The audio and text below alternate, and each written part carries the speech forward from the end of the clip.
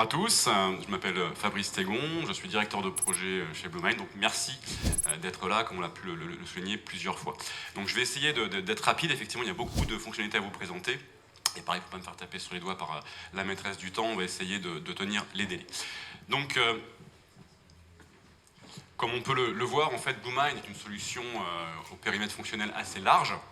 Alors maintenant, cette présentation ne va pas être une démonstration de tout ce que c'est faire Bluemind ou un descriptif complet de toutes les fonctionnalités en fait, que vous offre Bluemind.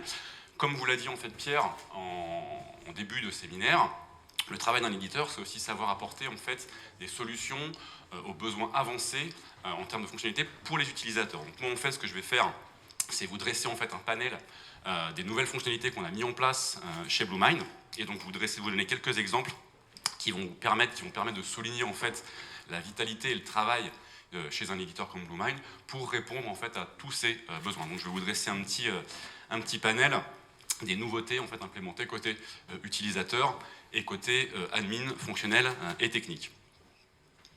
Donc la grosse nouveauté en fait de Bluemind, c'est bien évidemment le nouveau webmail. Alors celui-là par contre, je ne vais surtout pas vous en parler du fait qu'il y a deux présentations qui vont arriver après, faites par Mehdi, où il va parler UX et nouveauté côté webmail. Donc moi en fait, je vais vous dresser une autre liste en fait des fonctionnalités implémentées que vous voyez derrière moi. Une des grosses nouveautés de Bluemind, c'est Bluemind Vidéo. Bluemind Vidéo, c'est quoi? C'est le service de visioconférence. C'est la solution clé en main que Bluemind vous fournit. C'est pour ceux en fait, qui ont un besoin de visioconférence et qui ont un besoin en fait, qui le veulent rapidement. Donc là en fait, l'installation de Bluemind Vidéo est instantanée et en quelques minutes, vous pouvez bénéficier d'un service de visio sur votre plateforme et donc au niveau des rendez-vous, faire appel à la ressource de visio ou faire appel au service à la volée directement depuis l'interface de Bluemind. Maintenant, comme Bluemind en fait, a implémenté le service de visio, la notion de visio en fait, est comprise par Bluemind. Ce qui fait que si vous avez votre propre service de visioconférence, Bluemind sera également intégré votre service, même si en fait, il n'est pas dans la liste qu'il y a derrière moi.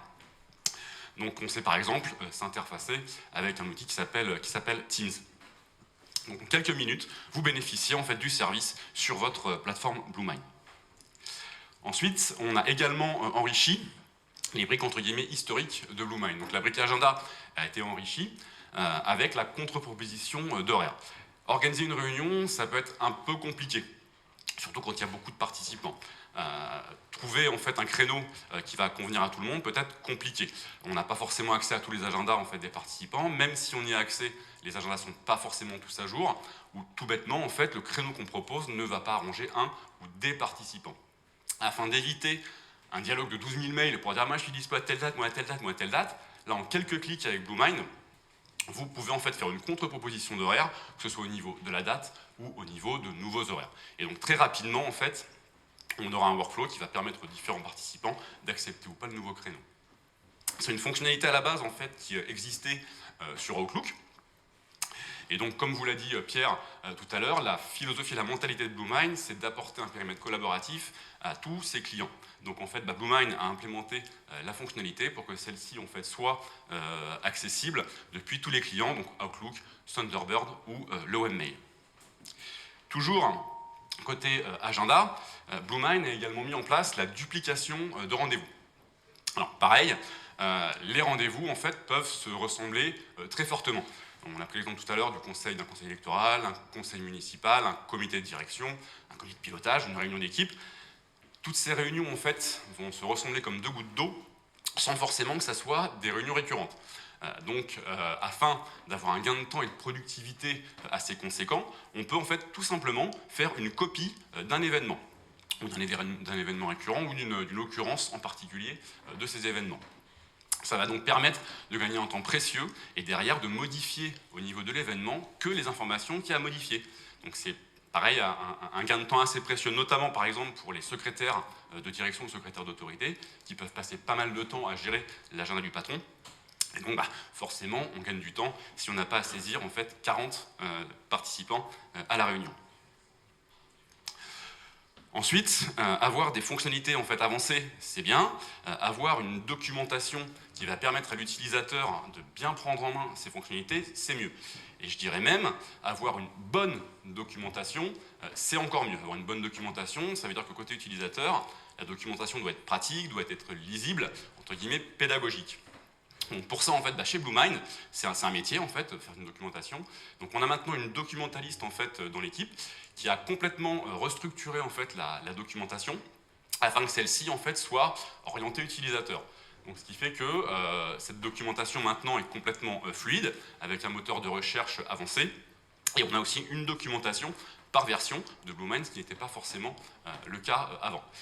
Et mine de rien, avoir une bonne documentation qui va faire que l'utilisateur va prendre en main correctement, en fait, la fonctionnalité, ça permet aussi de gagner du temps, faire gagner du temps aux équipes d'admin, qui, résultat, vont passer moins de temps à faire du support fonctionnel. Et ça, c'est une très bonne transition pour vous parler maintenant des nouveautés implémentées côté admin, fonctionnel et technique. En premier lieu, on a enrichi, en fait, notre solution pour gérer les unités d'organisation. Une unité d'organisation, c'est quoi? C'est ce qui va vous permettre de faire un découpage de la population de votre entreprise. Ça peut être un découpage par service, ça peut être un découpage géographique. On peut prendre un exemple, on peut avoir un organisme, en fait, qui est implanté au niveau national avec des équipes sur Paris et des équipes sur Toulouse, avec une équipe d'administrateurs sur Paris et des équipes d'administrateurs sur Toulouse.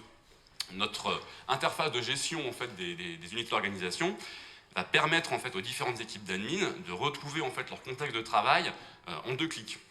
Et surtout d'avoir une visibilité, en fait, sous forme arborescente de ce découpage. Et ça va permettre aussi accessoirement aux équipes, on va dire de haut niveau, par exemple sur Paris, de vérifier que les équipes déléguées, par exemple sur Toulouse, vont bien avoir les bons droits ou bons endroits pour gérer leur parc utilisateur, entre guillemets. Donc ça, c'est très pratique également au niveau des équipes en centrale. Toujours côté admin, Bluemind a également enrichi régulièrement son BMCLI. Le BMCLI, c'est quoi? C'est l'outil en ligne de commande qui va vous permettre, en fait, d'administrer et d'exploiter complètement Bluemind en ligne de commande. Ça vous permet, en fait, de faire de l'administration à l'instar de ce que vous pouvez faire au niveau de la console d'administration. Et même plus, en fait, du fait que le CLI va venir compléter et enrichir, en fait, cette interface d'administration. Vous allez pouvoir faire des choses qu'on ne peut pas nécessairement faire avec la console d'administration. Typiquement, scripter, en fait, certaines opérations et automatiser, donc, certaines opérations. Donc, typiquement, le BMCLI, on peut faire des réparations avec, on peut faire des mises à jour, une installation de Bluemind, de l'extraction de données, etc. Cet outil s'enrichit, en fait, régulièrement. Donc, récemment, en fait, typiquement, on a implémenté, en fait, un suivi des mises à jour, en fait, de Bluemind, et également, on peut maintenant effectuer des opérations de maintenance domaine par domaine. Ça, en fait, c'est pour les plateformes Bluemind qui vont héberger éventuellement plusieurs domaines de messagerie. Donc, toujours sur ce multidomaine, on peut avoir des clients qui vont être un hébergeur, par exemple, ou une entreprise qui va héberger plusieurs entités administratives distinctes, qui vont avoir chacun un domaine de messagerie sur une seule et même instance Bluemind. Bluemind a implémenté, en fait, le multi-external URL. Ça, tout simplement, ça va permettre à vos clients de se connecter sur une URL qui va lui parler.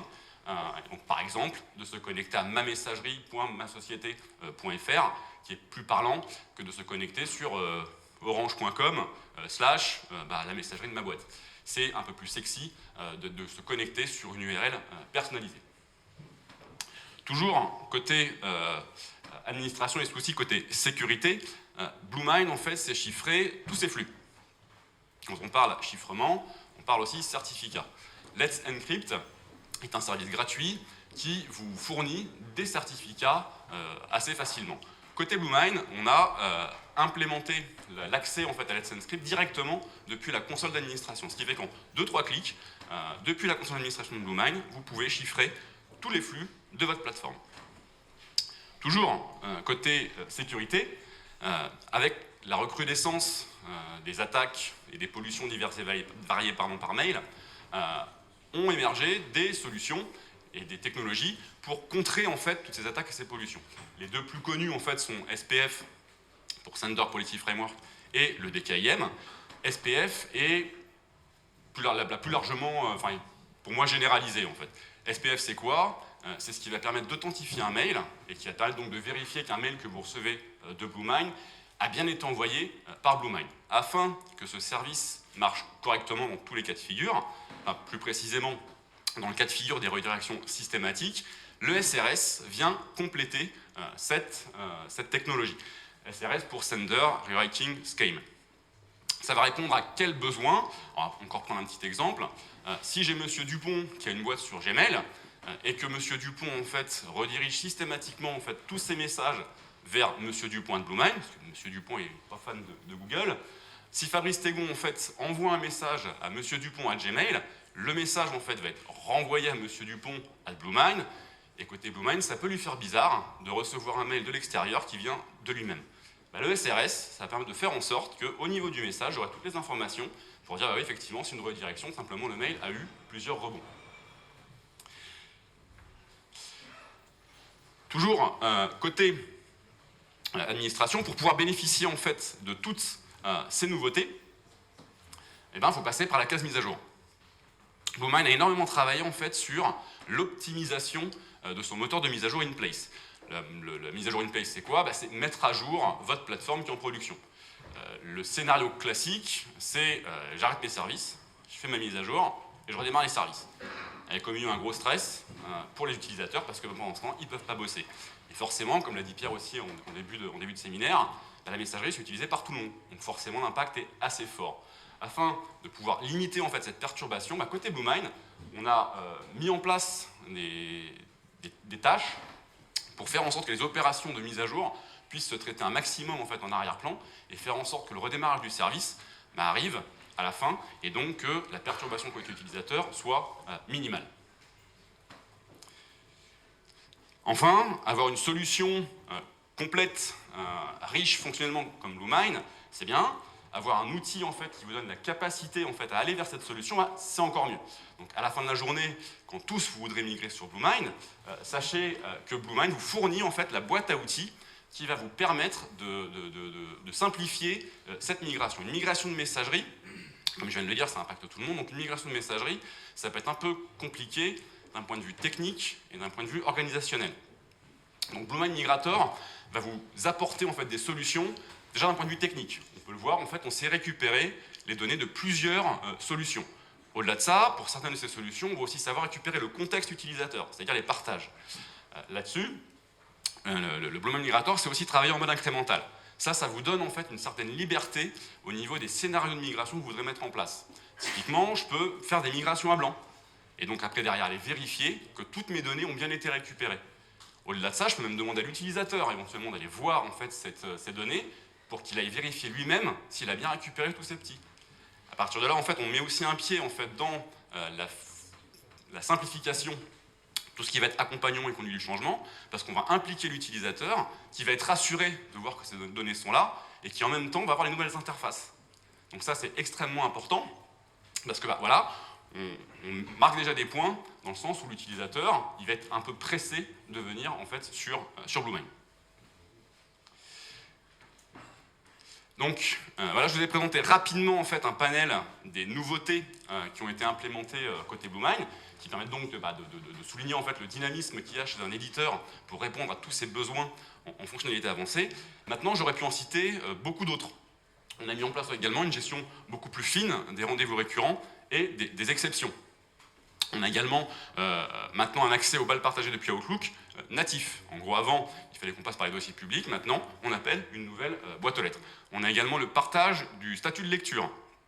Ça, en fait, c'est une demande qui fait que quand vous avez une équipe qui travaille sur une boîte fonctionnelle, beaucoup vont se baser sur le statut de lecture du message pour savoir en fait, si le copain a pris en compte le mail et traité à la demande en fait, de votre client ou de votre utilisateur. On a également les pièges jointes dans les rendez-vous. Ça peut être pratique pour mettre l'ordre du jour, par exemple. On a accès également au partage sur les appareils mobiles. Ça, il y a assez peu de solutions qui le fournissent. C'est une demande en fait assez classique des opérationnels ou des autorités. Et en plus, on sait que les smartphones et les devices mobiles en fait, sont maintenant un parc à gérer et beaucoup travaillent quasiment exclusivement en fait, sur des devices mobiles. On a également l'expiration des mots de passe, toujours sur l'aspect SSI. Et enfin, la corbeille double fond. La corbeille double fond, c'est ce qui va vous permettre de définir une durée de rétention des éléments supprimés. Et en gros, permettre à l'utilisateur d'aller récupérer un mail, même après avoir vidé sa corbeille. Ça, mine de rien, c'est pratique pour l'utilisateur, mais c'est aussi pratique pour les équipes d'admin, qui, entre guillemets, vont plus perdre de temps à aller récupérer un mail à partir d'une sauvegarde, la restaurer pour récupérer 2 mails, quoi. Parce que l'utilisateur a peut-être mis 15 jours à lui dire, au fait, j'ai un mail super important, je voulais te le dire, mais il faut que je le récupère absolument. Bah là, en fait, ça vous paraît pas mal de portes au niveau des politiques de sauvegarde que vous voulez mettre en place pour économiser, en fait, ce que vous allez devoir backuper au niveau de votre solution. Ensuite, j'ai oublié une toute petite chose, en fait, sur les mises à jour, et je m'en excuse d'ailleurs auprès de ceux qui vont présenter ça cet après-midi. Dans l'après-midi, vous verrez aussi tout ce que Bluemind a mis en place en termes de solutions pour répondre à vos besoins en termes de PRA, PCA et de mise à jour à chaud, donc en termes de résilience globale. Là, ce que j'ai montré avant en termes d'optimisation de mise à jour, c'est vraiment pour le cas spécifique des mises à jour in place, en fait, où je dois mettre à jour mon serveur en prod. Cet après-midi, vous verrez en fait une présentation qui vous montrera en fait comment gérer tout ça de façon complètement transparente pour tous vos utilisateurs. Et j'ai terminé.